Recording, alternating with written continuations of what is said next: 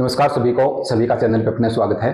पहले साथियों, रीट पात्रता परीक्षा का आयोजन होना है 27 और 28 फरवरी को। जैसा कि आप लोग जानते हो, प्रथम लेवल के जो अभ्यर्थी हैं उनका एक शिफ्ट में ही पेपर होना है, जबकि सेकंड लेवल के अभ्यर्थी जो है उनका पेपर 27 को दोपहर वाली पारी में और 28 तारीख को भी पेपर होना है। यानी सेकंड लेवल का पेपर जो है वो 2 पारियों में यहाँ पर आयोजित होने वाला है। इसके एडमिट कार्ड जो है वो 19 फरवरी को एडमिट कार्ड जारी होंगे। उसके बाद अपना एग्जाम सेंटर जो है कहाँ पर आया है उस चीज को अपने देख सकते हैं। यहाँ पर कुछ महत्वपूर्ण चीजें जो बताई गई हैं उनको अपने देखने वाले हैं। विशेष रूप से इसमें यहाँ पर ये कहा गया है कि रीट में जुड़े 5 नए टॉपिक अभ्यर्थियों से पूछे जाएंगे। नई शिक्षा नीति, आपको एक तो मुख्य रूप से नई शिक्षा नीति से बनने वाले जो इंपॉर्टेंट प्रश्न हैं उनको आप 7 दिन के दौरान अच्छे से लास्ट में देख के जाएं। राजस्थानी भाषा एवं साहित्य से जुड़े सवाल जो हैं वो यहाँ पर पूछे जाएंगे अब की बार। तो राजस्थानी शब्दावली है, जैसे राजस्थानी शब्द है उनके क्या भावार्थ बनते हैं, राजस्थानी भाषा में किस शब्द के लिए कौन सा शब्द जो है वो प्रयुक्त किया जाता है, किस वस्तु के लिए, तो ऐसे सवाल यहाँ पर पुटअप हो सकते हैं। इसमें एक चीज और दी गई है कि प्रथम लेवल के जो अभ्यर्थी हैं उसमें 4.5 लाख से ऊपर आवेदन लगे हैं, जबकि सेकंड लेवल के जो अभ्यर्थी हैं वहां पर कंपटीशन होने वाला है 10 लाख से ऊपर। उन चीजों को भी अपने देखने वाले हैं। यहाँ देखिए आप, राजस्थान माध्यमिक शिक्षा बोर्ड की ओर से रीट परीक्षा का आयोजन 27 और 28 फरवरी को किया जाएगा। लेवल प्रथम की परीक्षा एक शिफ्ट में होगी, जबकि लेवल 2 का परीक्षा 2 शिफ्ट में आज होने वाली है। लेवल 1 की परीक्षा 27 की सुबह शिफ्ट में, जबकि लेवल 2 की परीक्षा 27 दोपहर और 28 फरवरी सुबह शिफ्ट में करवाई जाएगी।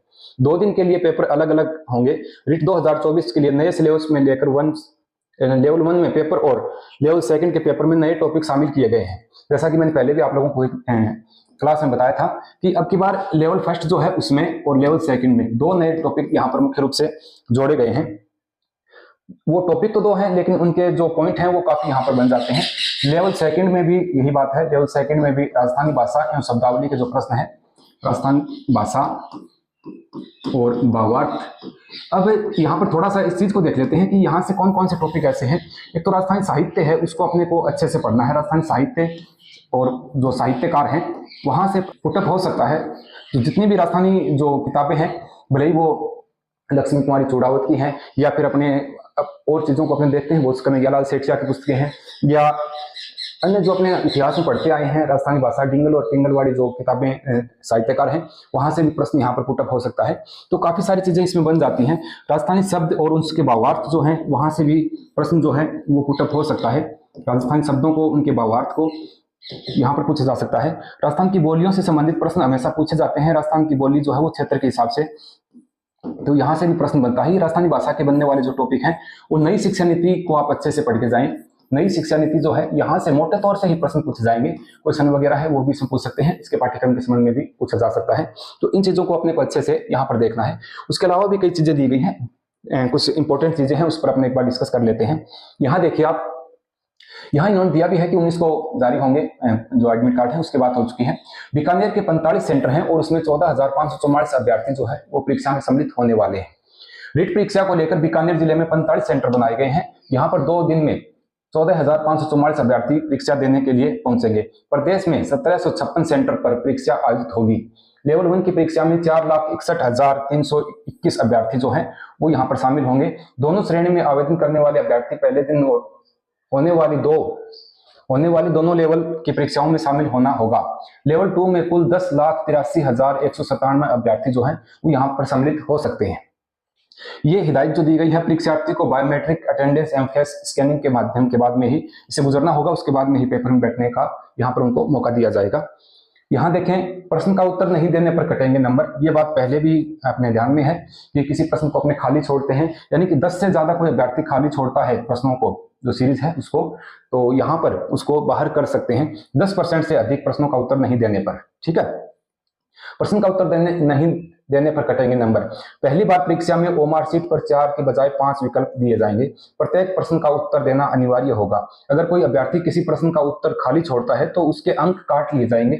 इसके अतिरिक्त 10% से अधिक प्रश्नों का उत्तर नहीं देने पर अभ्यर्थी को अयोग्य घोषित किया जाएगा। रीट पास करने वाले अभ्यर्थियों को इस बार भी आजीवन मान्यता दी जाएगी, जो पहले हो चुकी है।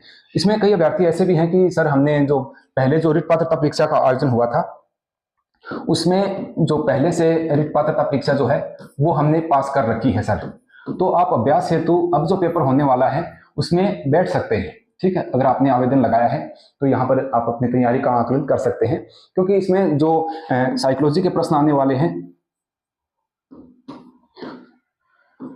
साइकोलॉजी के कुछ प्रश्न ऐसे होते हैं जो रिपीट हो जाते हैं, तो इससे अपना एक अनुमान जो है वो लग जाता है कि अपनी कितनी तैयारी है। और अब की बार जो रीट पात्रता परीक्षा का आयोजन हुआ, तो इसमें अगर आप किसी कारणवश इस परीक्षा में उत्तीर्ण नहीं हो पाते हो, तो पहले की मार्कशीट आपके पास है वो यहाँ पर वैलिड हो जाएगी। फिर भी एक स्कोर अपना आकलन करने का ये अच्छा मौका है, क्योंकि रिट मेंस से पहले ये रिट पात्रता परीक्षा है।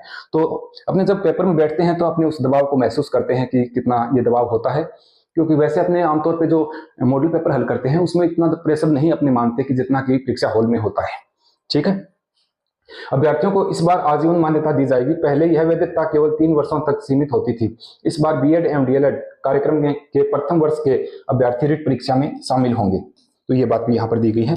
तो ये कुछ महत्वपूर्ण चीजें जो रिट पात्रता परीक्षा से रिलेटेड थी वो मैंने आप लोगों को बताई है।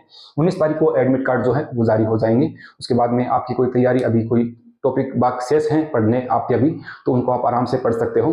अभी आपके पास जो समय बचा है वो सिर्फ रिवीजन का समय है। आप अच्छे से जो भी आपने लैंग्वेज चूज की है, हिंदी है, इंग्लिश है या संस्कृत या पंजाबी, तो उसको भी आप अच्छे से पढ़ें। उसके अलावा थोड़ा सा करंट अफेयर भी आप देख लीजिएगा। विशेष रूप से नई शिक्षा नीति और राजस्थान के जो टॉपिक हैं नए जोड़े गए हैं उनको विशेष रूप से अपने को देख करके जाना है। तो ये सामान्य सी जानकारी रिट पात्रता परीक्षा से रिलेटेड मैंने आप लोगों के साथ साझा की है। मिलते हैं किसी नेक्स्ट सेशन में, तब तक के लिए नमस्कार, जय हिंद।